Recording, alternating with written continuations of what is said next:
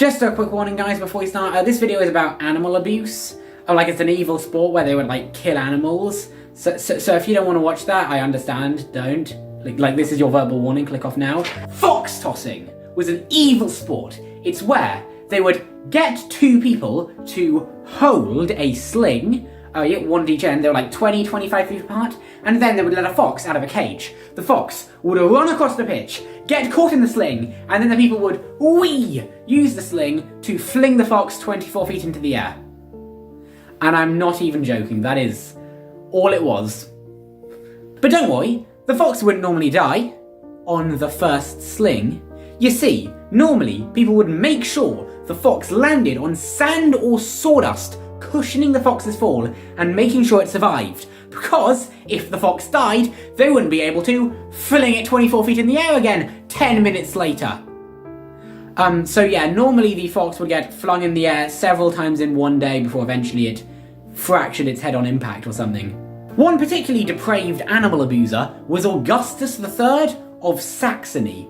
He was said to have had hundreds of illegitimate children by his late 20s, and he also held the fox tossing sling with one finger against two of the strongest soldiers they could find, just to show off, okay? And Augustus loved fox tossing.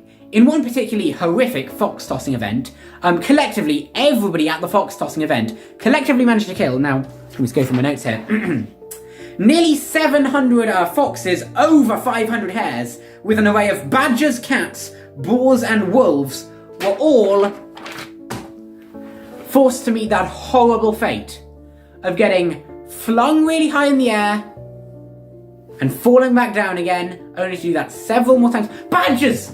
But I didn't even realise badgers could run. Like, I genuinely didn't think badgers could run that fast, but apparently, whee! Now, some of you might be thinking, I mean, sure, that sounds bad, but it could be worse.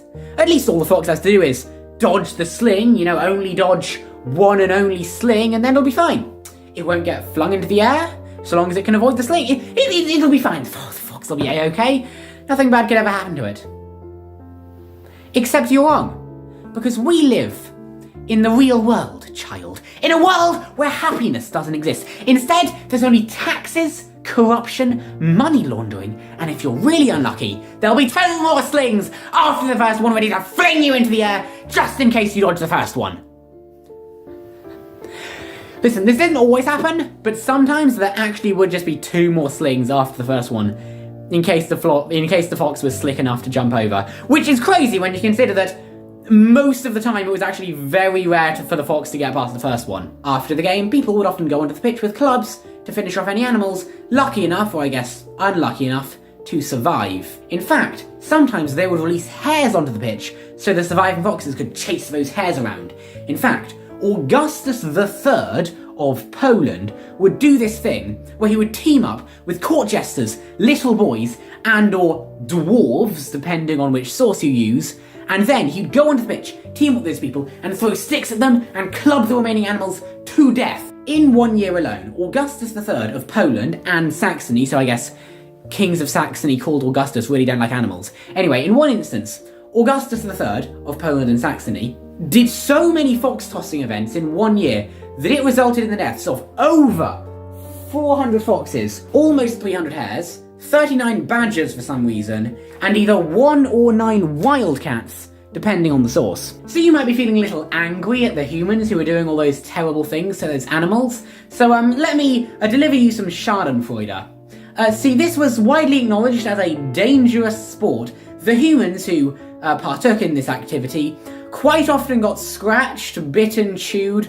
or charged by a massive animal. It probably makes some of you, and arguably me a little, quite happy to know that the humans who partook in this horrible deed got their face bitten off by a rabid koala, while a wallaby and a donkey, both of which had mad cow disease, held off the guards to prevent any help from reaching them. And then, presumably, the koala wound would get infected, they would catch rickets, die of a painful kidney infection, come back to life, but then die of that exact same case of rickets, hopefully. One last thing before we go. Wildcats definitely had the right idea. Wildcats, according to this guy, would grab onto the sling as you slung them in the air, so it was impossible to fling them properly. That's probably quite a smart way of guaranteeing their survival. Anyway, I hope you learned something new. Goodbye. I look really cool in this position, don't I? Like, with this fit on, this, whatever you call it, stand here, I look nice like this. I think I do anyway. Speaking of depraved sociopaths from Saxony who loved killing animals apparently, the Elector of Saxony, who ruled Saxony during the 30 Years' War, had a particularly gruesome habit. He would throw a bunch of bears, wolves, stags, boars and aurochs into the arena. He'd have them fight to death.